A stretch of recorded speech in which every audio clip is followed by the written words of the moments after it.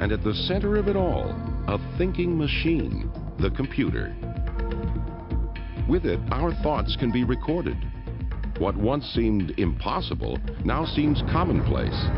Today, computers are capable of amazing tasks that boggle the mind. But the evolution of a thinking machine, a computer, engaged some of the greatest minds of the last 2 centuries. The story of the computer contains squandered chances, fortunate accidents, frequent missteps, fantastic insights, and unprecedented genius. It is the story of a machine that helps us win a war, figures in the creation of weapons of inconceivable destruction, and sends us into space. The birth of the computer spawned the growth of whole industries, led to the world's greatest personal fortune, and will increasingly affect the lives of everyone on Earth. Thinking machines, the creation of the computer.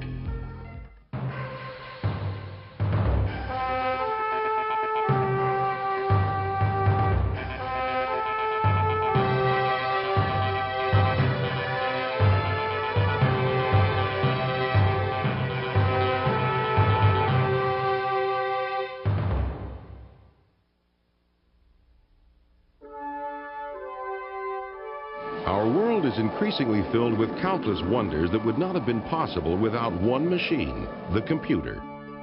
Although computers are enormously intricate, their most basic components consist of simple devices that can be switched to either one of 2 states, on or off. The computer creates its magic by calculating with a speed and accuracy that far surpasses its human inventors.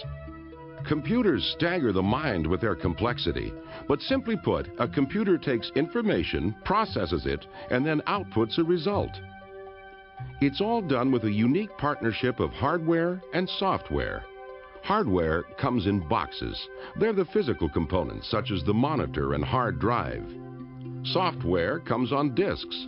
Software consists of instructions that tell the computer what to do. One way to start this computational partnership is to type on the keyboard, providing input. The input is picked up by the central processing unit, or CPU, the computer's brain. Using instructions provided by software, the CPU processes the input. The magic behind the CPU is its blinding speed. Modern processors are measured in MIPS, millions of instructions per second. While processing, the CPU may retrieve data stored in random access memory, known as RAM, or data stored on a hard drive. Modern RAM is so quick that every second it can send the equivalent of 10,000 typewritten pages of information to the CPU. And modern hard drives can store the equivalent of 250,000 pages of typewritten material. After processing, the CPU outputs information, often on a monitor. The whole procedure is usually so quick that it appears instantaneous. Today, computers are so commonplace we take them for granted. But not long ago, computers only existed in the imagination of a few visionaries. The search for machines that could figure quickly and accurately has seized the human imagination for thousands of years. In fact, the computer's family tree has roots so deep in the past, it's impossible to know exactly where they begin.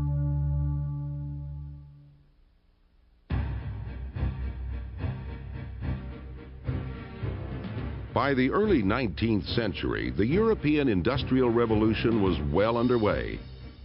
And the development in production and commerce came from the maturing fields of engineering, navigation, surveying, finance, and science. The practical application of these fields relied on volume after volume of tables.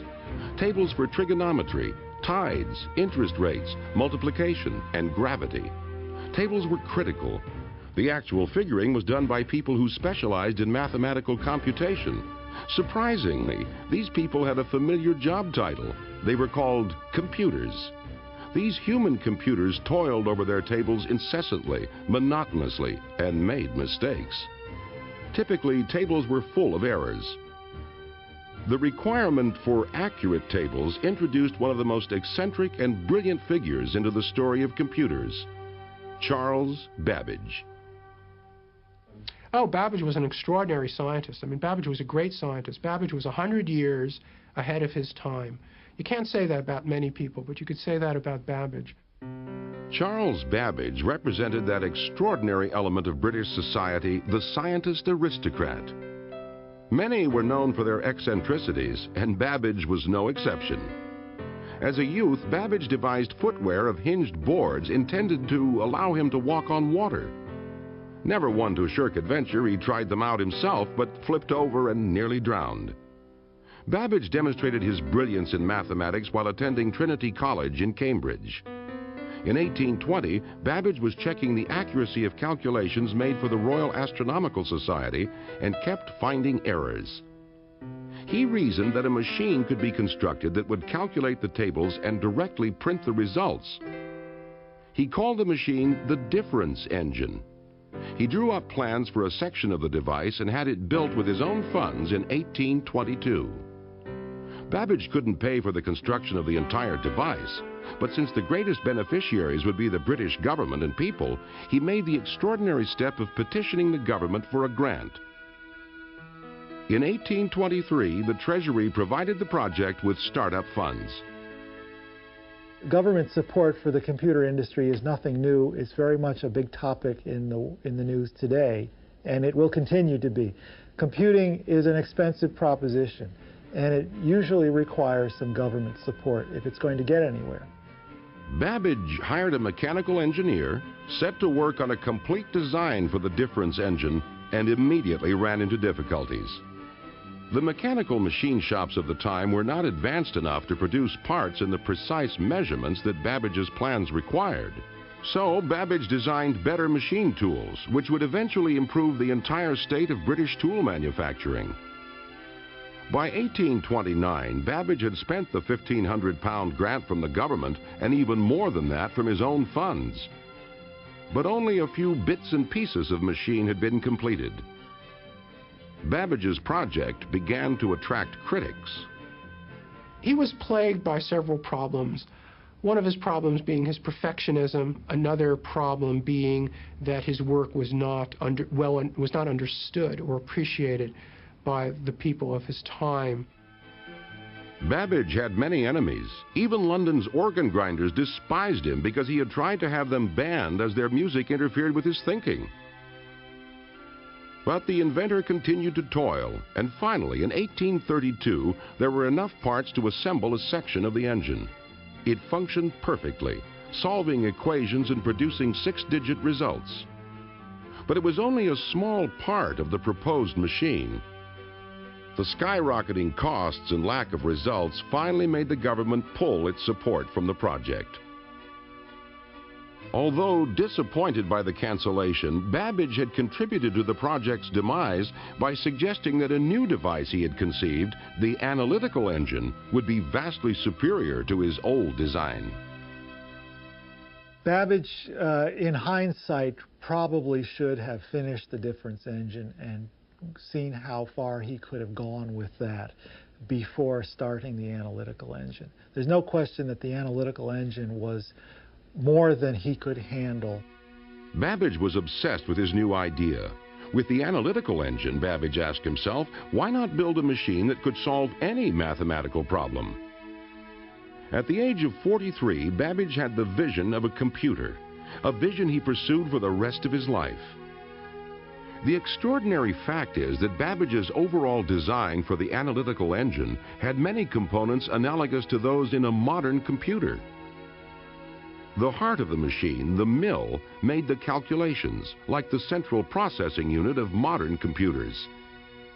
An oblong structure, the store, held numbers to be used in the calculations, like modern computer memory.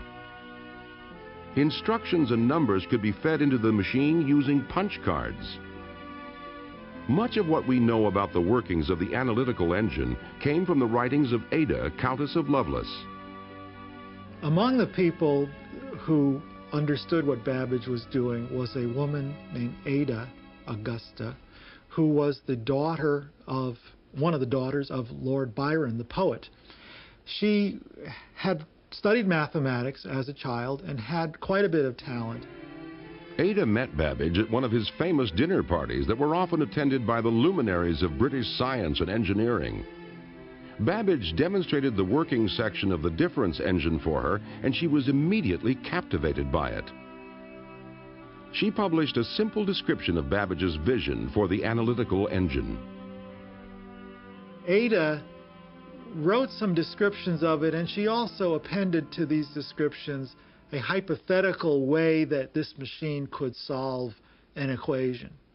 And on the basis of those descriptions, people often call her the world's first programmer.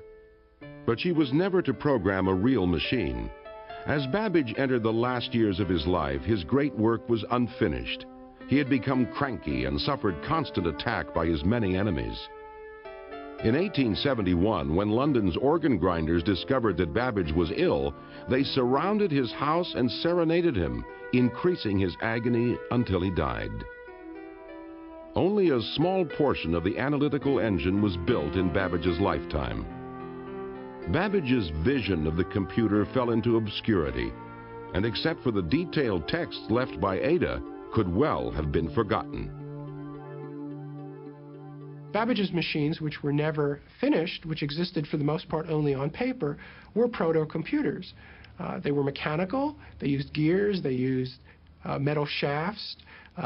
They weren't computers in our sense of the term, that is, they weren't electronic digital computers, but they were abstractly and on paper mechanical computers.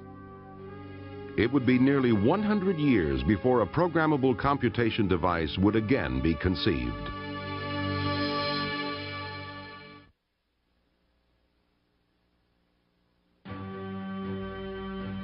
In the late 1800s, the idea of a programmable computer was a distant dream, but the American dream was becoming a reality. America was on its way to becoming the world's greatest industrial power and opened its arms to immigrants from other lands. In the second half of the 19th century, America's population increased 35% each decade. America's exploding population began to endanger one of its great institutions, the American census. The census, which is required by the Constitution to be held every 10 years, was still being done by old-fashioned people with making check marks on pieces of paper, and it simply couldn't keep up with the tremendous surge of population in the U.S. The crisis reached a head in 1887. The Census Bureau was still hand-tallying the data from the 1880 census. Desperate for relief, the Bureau pleaded for any method that could speed up the counting of the 1890 census. The superintendent of the census had proposals for 3 systems, so he decided to stage a contest. 2 of the systems relied on hand counting. The third, developed by a young, rather humorless former MIT instructor named Herman Hollerith, used punched cards. Punch cards would one day become the standard method of feeding high volumes of data into computers. Now, where he got this idea, we are not sure. He may have been inspired by the fact that a conductor on a railroad punches your ticket when you hand it to him. Hollerith's system beat the others easily. In the tabulation portion of the test, it was nearly 10 times faster. The Census Bureau leased 56 of Hollerith's machines at $1,000 a year each and put them to work in July 1890. Census Bureau clerks used Hollerith's machines to punch the cards and then tabulate the results. Scores of operators were trained to use the puncher quickly and accurately. The tabulating was done with electricity. A metal pin that passed through a card hole made electrical contact with a cup of mercury, completing a circuit that was registered on a tallying device that consisted of rows of clock-like dials. Hollerith's machines were a step toward the later development of computers. They significantly sped up the processing of information.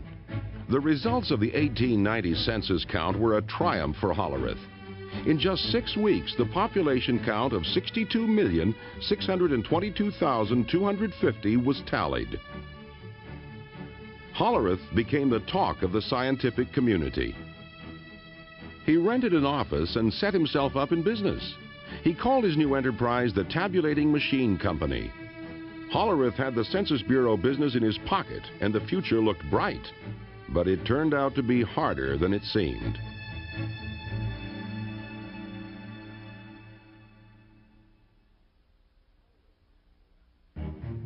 Hollerith's natural aptitude for mechanical devices was obvious, but he also proved himself to be a dogged businessman. He drummed up business among one of the biggest industries of the day, the railroads. With the increase in population and the push west, the railroads had grown into enormous organizations with personnel, stations, cars, and customers scattered all across the country.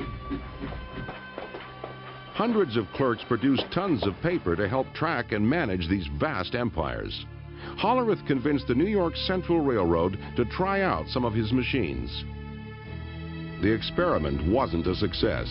Hollerith's machines could compute fast enough for census work, but couldn't keep up with the speed and volume of the railroad business. After 3 months, the machines were removed. Hollerith was short on capital and faced ruin. He moved his family into his mother-in-law's house. He sold his assets, even his horse, to raise money to redesign his machines, to improve their speed, reliability, and ability to make additions. Hollerith even customized the punch cards for business computations, such as adding columns to store dollars and cents. After a solid year of tedious work, Hollerith returned to the New York Central and offered them free use of his new, improved, and faster computing machines for a year. Within 3 months, the railroad was convinced and contracted to lease the machines. The Tabulating Machine Company was back on track. Hollerith had avoided bankruptcy and now had more work than he could handle. And Hollerith, you could say, came along just in time. It was a combination of his invention making this available, but also the need out there required something like that. So it was a convergence of the social needs or the social factors on the one hand and the inventiveness sort of pushing from the other hand. But Hollerith was weary. He was diagnosed with a bad heart and ordered to slow down.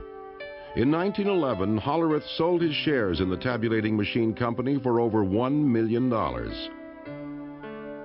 Hollerith's former company was merged with 3 others and, led by master salesman Thomas Watson, grew into a major supplier of business equipment.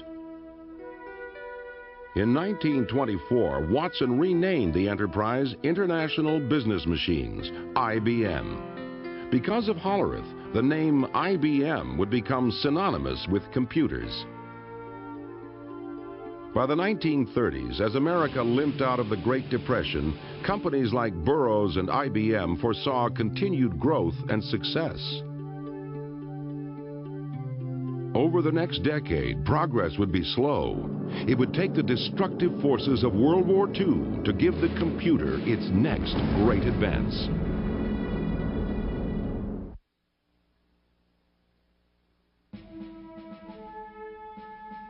World War II spurred the development of the true computer. And in the turbulent days before the German blitzkrieg smashed Poland, a young Polish engineer walked into the British embassy in Warsaw and made an astounding proposition. He offered to sell the British the secret to the unbreakable German code machine, the Enigma. The British desperately wanted to crack the Enigma machine, used by German commanders to encrypt their most secret military radio messages. Radio is a wonderful piece of technology, but the very beauty of radio, the fact that you broadcast messages out, makes it very bad for military traffic, because the enemy can read your messages as well as the person you intended to read. So you encrypt the message. British intelligence supplied the engineer with a fake diplomatic passport and smuggled him out of Warsaw. While guarded by French agents in Paris, the engineer provided details on the code machine's ingenious operation. In the Enigma, plugs were rearranged to conform to that day's codebook combination. The power of Enigma was that this plug arrangement constantly varied how letters were coded throughout a transmission. The number of letter variations was astronomical, so high the Germans considered their code machine to be unbreakable. But the British now knew how the machine worked. They realized that they could very quickly try different key combinations on a small part of the code. Then, when that small part was broken and the key revealed, the rest could be decoded effortlessly. North of London, at a secret installation in Bletchley Park, British code breakers built a computer-like machine to do just that. Colossus. Colossus used over 2,000 vacuum tubes to process 25,000 characters per second. Colossus could only do one job, but it could compute very quickly. Its deciphered German transmissions were called the ultra-secret, the most closely guarded secret of the war. While the British were now able to read German messages, the question was how to take advantage of the secrets without tipping off the Germans that their code had been compromised. The most senior Allied commanders were privy to ultra material, but had to exercise caution in reacting to it so as not to tip their hand. Ultra information was never revealed to anyone in a position to be captured by the enemy. Field commanders often went into battle lacking information on the enemy that was known to their superiors from ultra dispatches. This secrecy may have also kept Colossus from prominence in the history of computers.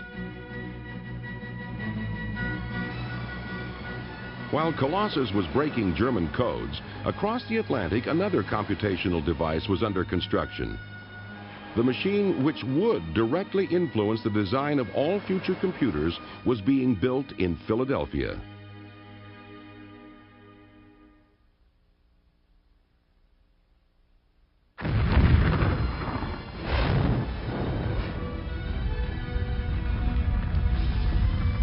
In response to the attack on Pearl Harbor, American industry quickly became a powerhouse producer of the implements of war. But by 1943, there was a critical shortage of a surprising component of the war machine: firing tables for artillery pieces. Firing tables allowed gunners to correctly aim their guns in different ranges, altitudes, temperatures, and wind conditions. To calculate these tables required enormous numbers of calculations, which at that time were done by human beings. Incidentally, these people who did them were called computers. That was their job title. And they operated adding machines, mechanical adding machines primarily. And they would simply step through these calculations and produce these tables. One of the centers of firing table calculation was at the Moore School of Engineering at the University of Pennsylvania in Philadelphia. Midway through the war, it became clear that the tables could not be produced fast enough. This was a crisis. Without tables, new guns could not be shipped to the troops overseas. To break the bottleneck, a Moore School physicist, John Mockley, made a fantastic proposal. He suggested that he could build a giant electronic computer that would be able to figure a single trajectory in 100 seconds. The Army, desperate for a device to help them win the war, reluctantly committed to the proposed cost of $500,000. Mockley and a brilliant graduate student in electrical engineering, Presper Eckert, set to work constructing ENIAC, the Electronic Numeric Integrator and Computer.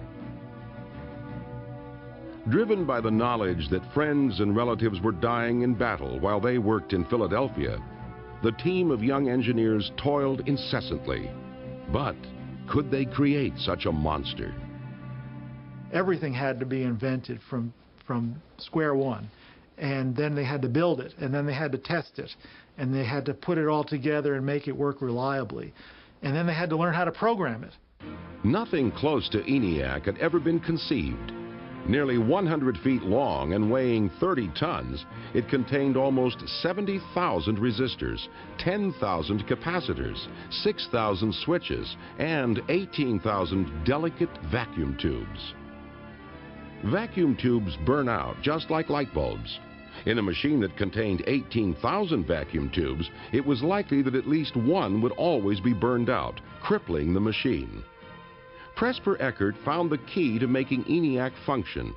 He had the vacuum tubes built to high tolerances. He critically tested them, and then he ran them at low power. If you took these measures, you might be able to get the machine to work for 10 minutes, half an hour at a time.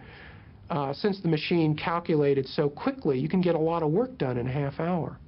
And so that's what happened. After 2 years of intense work, ENIAC was complete, a few months after the Japanese surrender. Although it wasn't finished in time to help win the war, ENIAC was a marvelous machine. Huge and hot, it could perform up to 5,000 additions, 357 multiplications, and 38 divisions every second. By far and away the most complex machine of its time, ENIAC still lacked many of the qualities of a modern computer. Its memory was very primitive. It had to be laboriously rewired each time it was programmed and couldn't make logical decisions based on its calculations. But with tremendous expenditures of time and money, ENIAC had proved that computers could be constructed. However, except for arcane scientific calculation, did anyone really want them? The question lingered, could anyone build a really practical computer?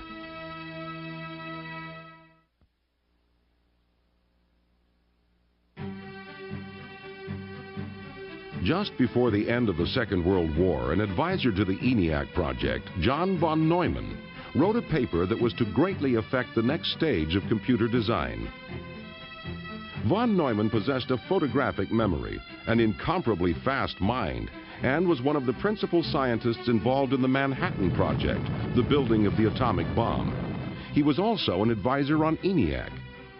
The paper von Neumann wrote after the war delineated the structure of a modern computer. The paper drew heavily on the work building the ENIAC, yet was undeniably augmented by von Neumann's brilliance. Von Neumann's computer was to have a processing unit, a controlling unit, memory, input, and output. But most importantly in the evolution of computers, it would hold its programming internally in its memory.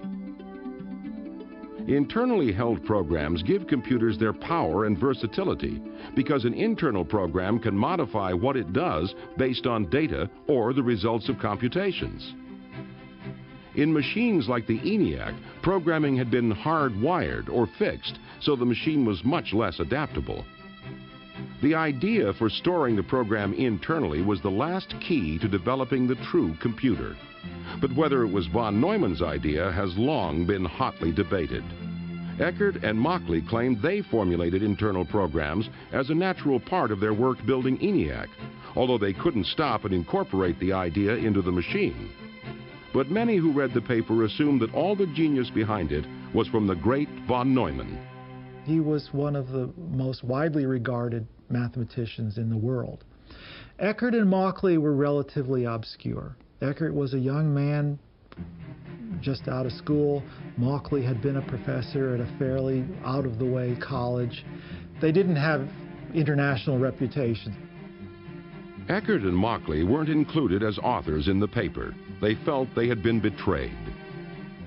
The most important effect of von Neumann's paper was to spur computer development. Eckert and Mauchly moved into offices in Philadelphia, hired a staff, and set up a company that would build a business computer. They called it the UNIVAC. They signed a fixed-cost contract to build a UNIVAC for the Census Bureau, rolled up their sleeves, and went to work. Unfortunately, building UNIVAC turned out to be a monumental undertaking. As they struggled to make UNIVAC real, they also struggled financially and needed to be bailed out by a series of larger companies. They eventually joined forces with Remington Rand, a flourishing typewriter manufacturer. In March of 1951, after 6 years of toil, they finally delivered the first UNIVAC to the Census Bureau.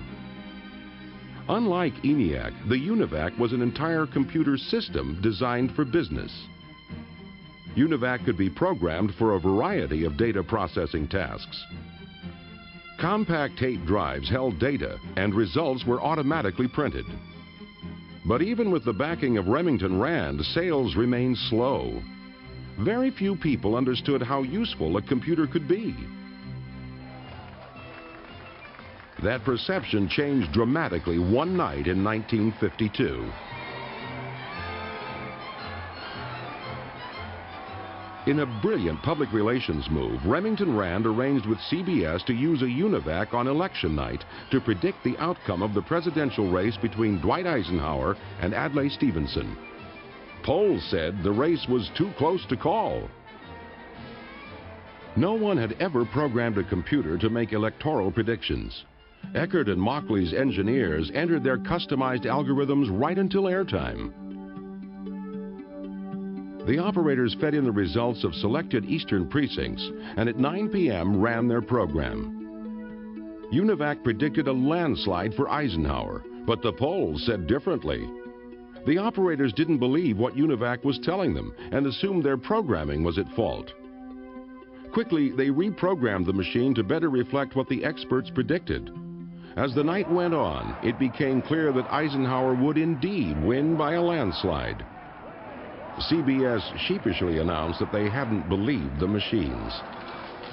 When all the votes were tallied, UNIVAC's initial prediction was off by less than 1% of the final result, an extraordinary prediction even by today's standards.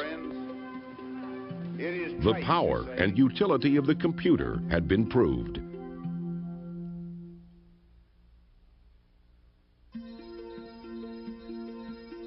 After the success of UNIVAC, various companies began to see a future in computer development.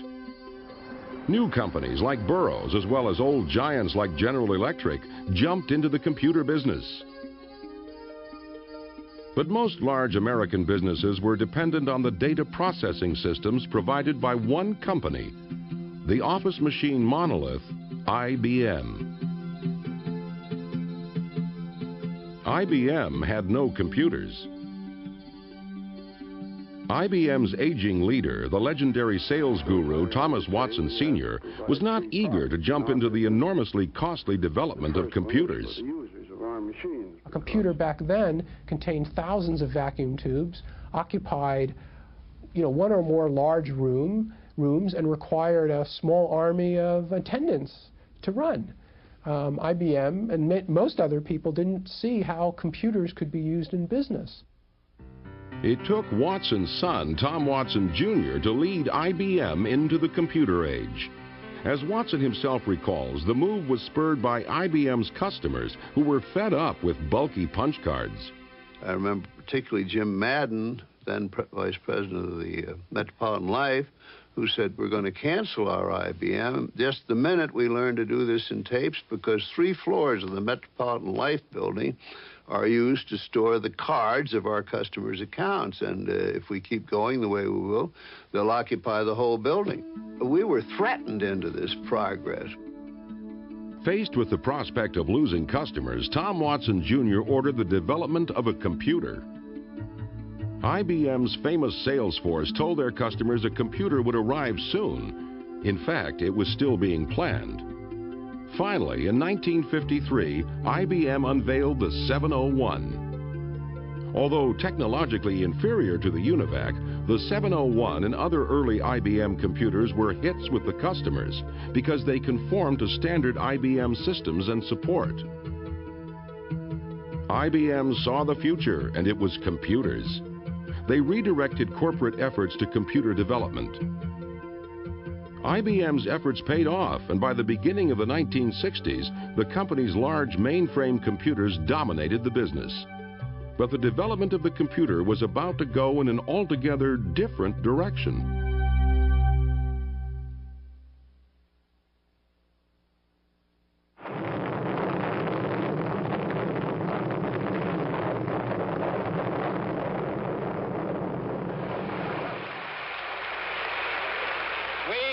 To go to the moon in this decade and do the other things, not because they are easy, but because they are hard. In 1961, America was trailing Russia in the race for space.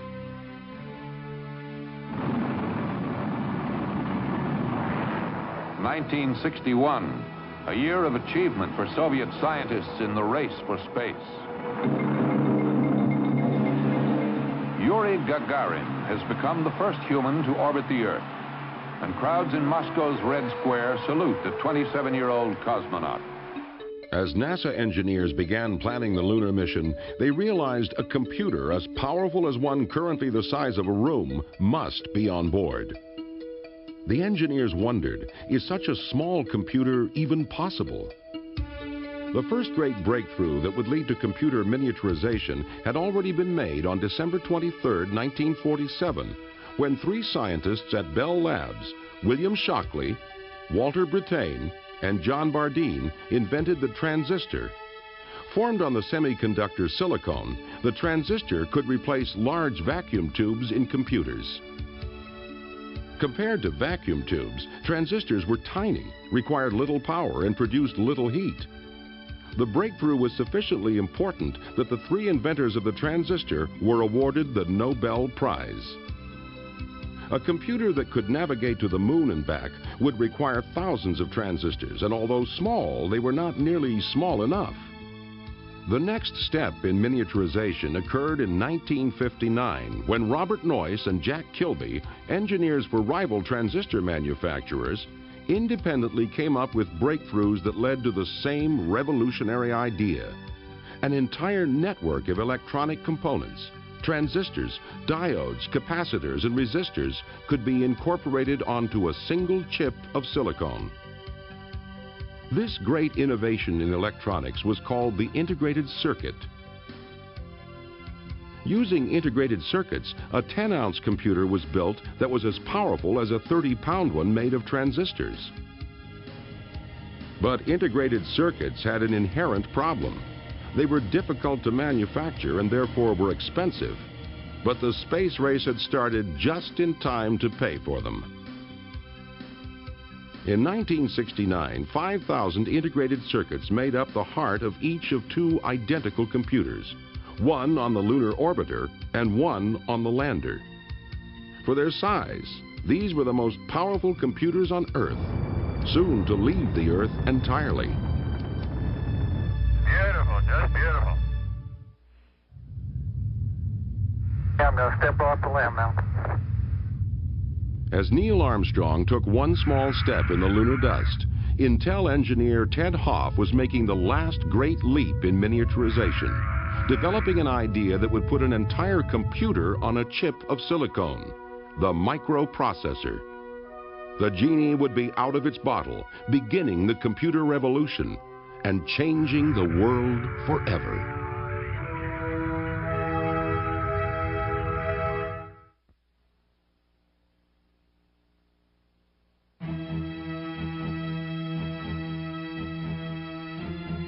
Okay, Houston, we've had a problem here. Apollo 13, intended as the third lunar landing, had just lost 2 fuel cells and was venting oxygen into space, 200,000 miles from Earth. Soon, the second oxygen tank would begin losing pressure.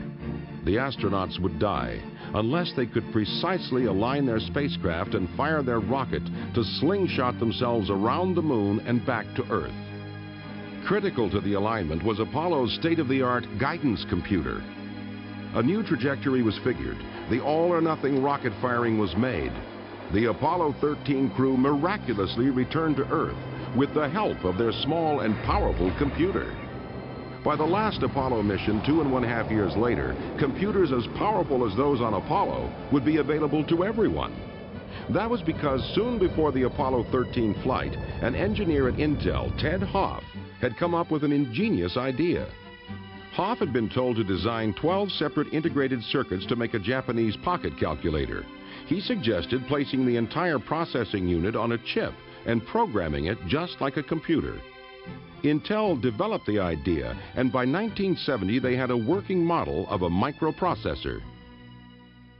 It was the invention not just of integrated circuits, but of a particular kind of integrated circuit, the microprocessor, that makes today's personal computers possible.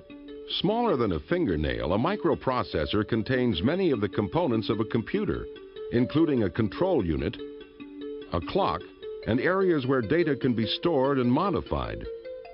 Processing power was about to become very cheap and very compact. In the mid-1970s, 2 friends, Stephen Wozniak and Steve Jobs, were manufacturing a small computer in a Palo Alto garage. Steve Jobs was a college dropout, but he was a college dropout with a difference. He was very intelligent, he had a lot of street smarts, he was also extremely ambitious. I think perhaps more important than that, he knew the other Steve Wozniak, had created something exceptional. Steve Jobs sold his Volkswagen, and Stephen Wozniak sold his HP calculator to finance their company that would revolutionize the computer industry. Jobs trekked all over the San Francisco Bay Area to find buyers for the $500 machine, which they called the Apple I. The Apple I was large and unwieldy. Jobs realized they needed a new design for a computer that anyone could use. Wozniak began to build the Apple II. The fate of Apple changed dramatically when, in the fall of 1976, a visitor to Wozniak's garage saw the prototype of the Apple II. The visitor was Mike Markkula, who at 32 had retired from Intel as a millionaire. He was so impressed by the Apple II that he joined Apple and put it on a sound business footing. The Apple II was introduced to the public and sales skyrocketed. But in 1978, even with the success of the Apple II, using a computer wasn't easy.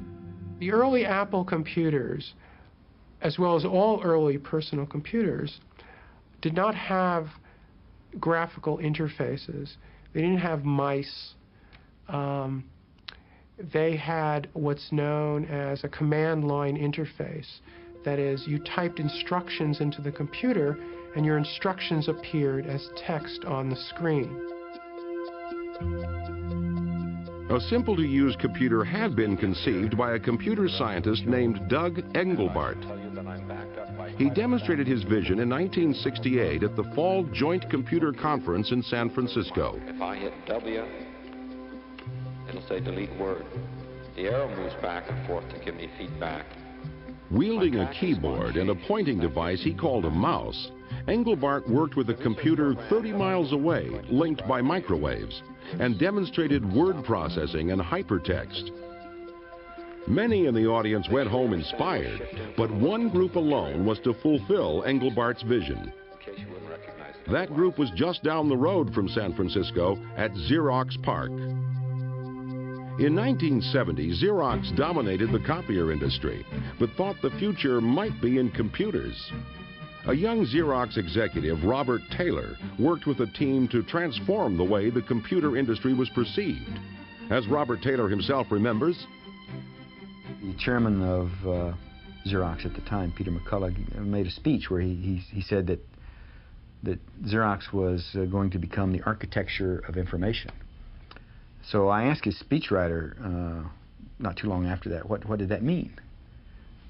Because I had an idea about what it ought to mean, and so did some other people. And the speechwriter said, well, he didn't really know, but it's a ringing phrase. And so I said, well, we're going to make it happen. Robert Taylor hired many of the country's top computer scientists and challenged them to create an easy-to-use personal computer. The result was the Alto, which incorporated many of the innovations in personal computers we take for granted today, all developed at Xerox PARC. The Alto used a mouse, a graphical interface, built-in networking, and printed on a laser printer. Xerox developed the Star, the commercial model of the Alto, but it never sold well.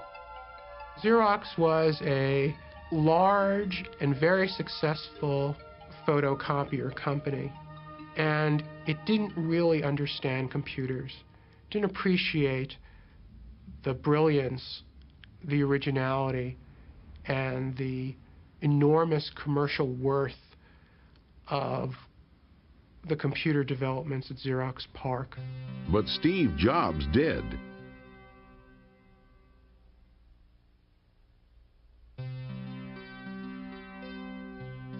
In 1979, Steve Jobs visited Xerox PARC and saw the Alto.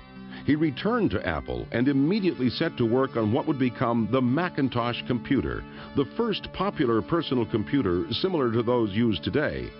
What made the Macintosh easy to use was its operating system and applications, otherwise known as software. Increasingly, software was dominating the advances made in computers.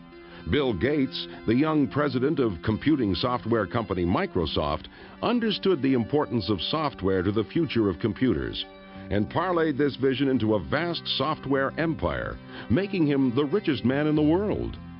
The dream of a machine that could think had come from a mechanical device to an electronic one, where the bits of coded information that ran it were as important, perhaps more important, than the machine that they controlled. This may have been the best evidence that a thinking machine had arrived and could now be placed on your desk. Soon, nearly half the jobs in America would use the computer.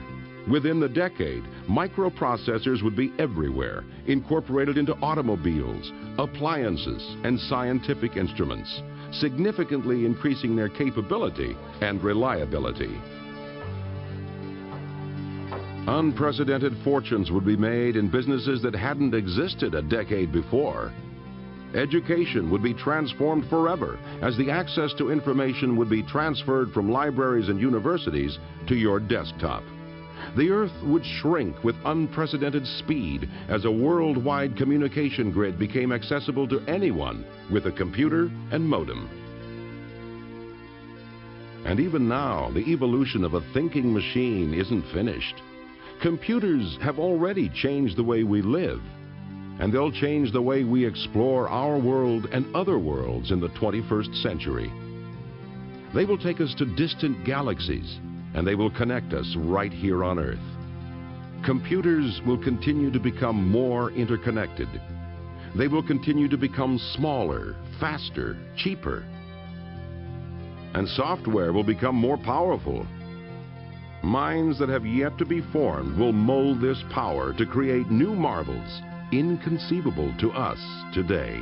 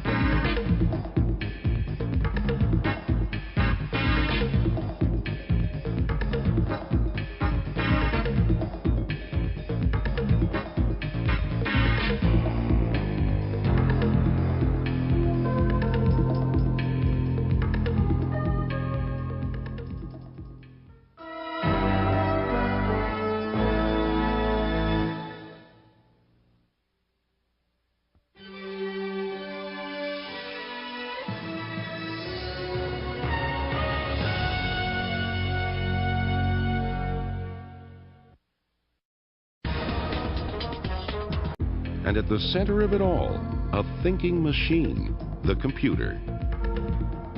With it, our thoughts can be recorded. What once seemed impossible now seems commonplace. Today, computers are capable of amazing tasks that boggle the mind. But the evolution of a thinking machine, a computer, engaged some of the greatest minds of the last 2 centuries. The story of the computer contains squandered chances, fortunate accidents, frequent missteps, fantastic insights, and unprecedented genius. It is the story of a machine that helps us win a war, figures in the creation of weapons of inconceivable destruction, and sends us into space. The birth of the computer spawned the growth of whole industries, led to the world's greatest personal fortune, and will increasingly affect the lives of everyone on Earth. Thinking machines, the creation of the computer.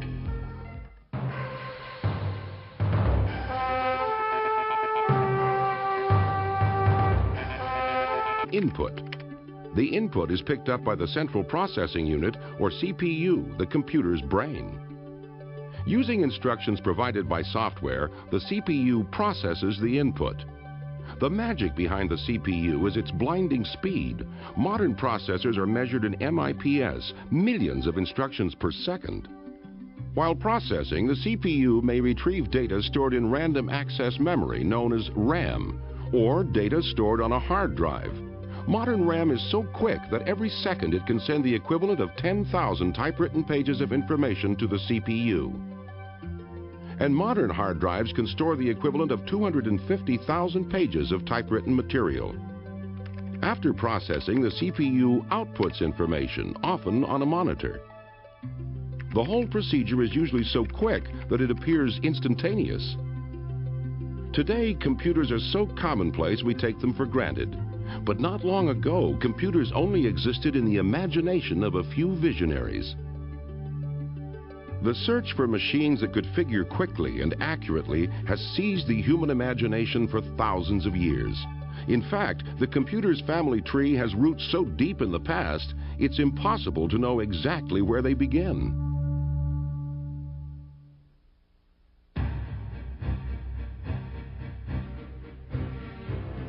By the early 19th century, the European Industrial Revolution was well underway. And the development in production and commerce came from the maturing fields of engineering, navigation, surveying, finance, and science. The practical application of these fields relied on volume after volume of tables. Tables for trigonometry, tides, interest rates, multiplication, and gravity. Tables were critical. The actual figuring was done by people who specialized in mathematical computation. Surprisingly, these people had a familiar job title. They were called computers. These human computers toiled over their tables incessantly, monotonously, and made mistakes. Typically, tables were full of errors. The requirement for accurate tables introduced one of the most eccentric and brilliant figures into the story of computers, Charles Babbage.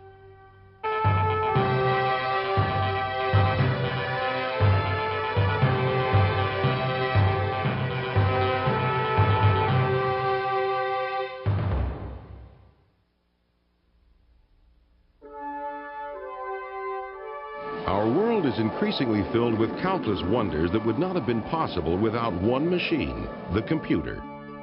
Although computers are enormously intricate, their most basic components consist of simple devices that can be switched to either one of two states, on or off. The computer creates its magic by calculating with a speed and accuracy that far surpasses its human inventors. Computers stagger the mind with their complexity, but simply put, a computer takes information, processes it, and then outputs a result. It's all done with a unique partnership of hardware and software. Hardware comes in boxes. They're the physical components, such as the monitor and hard drive. Software comes on disks. Software consists of instructions that tell the computer what to do. One way to start this computational partnership is to type on the keyboard, providing... Oh, Babbage was an extraordinary scientist. I mean, Babbage was a great scientist. Babbage was 100 years ahead of his time. You can't say that about many people, but you could say that about Babbage. Charles Babbage represented that extraordinary element of British society, the scientist aristocrat. Many were known for their eccentricities, and Babbage was no exception.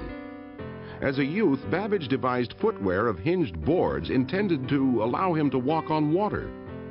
Never one to shirk adventure, he tried them out himself, but flipped over and nearly drowned. Babbage demonstrated his brilliance in mathematics while attending Trinity College in Cambridge.